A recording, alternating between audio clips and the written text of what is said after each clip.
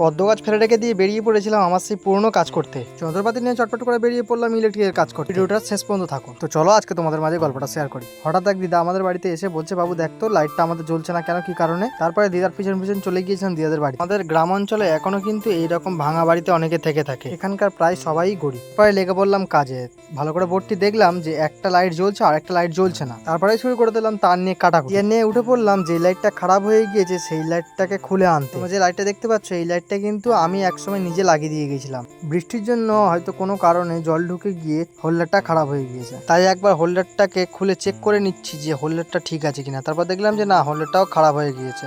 তারপরে দেখলাম বাল্বটা একটা টুনি খারাপ হয়ে গিয়েছে। তারপর আবার বাল্বটা লাগিয়ে দিলাম। দিদা যেই হোল্ডারটা কিনে রেখেছিল নতুন, সেই হোল্ডারটা নিয়ে আমি এখানে আবার লাগিয়ে দিলাম যাতে না জল ঢোকে, সেই জন্য টেপ করে দিলাম। তারপরে তারটাকে জুড়ে দিলাম, দিয়ে সুইচ মেরে দেখলাম যে লাইটটা জ্বলছে কিনা, কিন্তু না, লাইটটা জ্বলছে না। মনে হয় লাইটটাই খারাপ হয়ে গিয়েছে।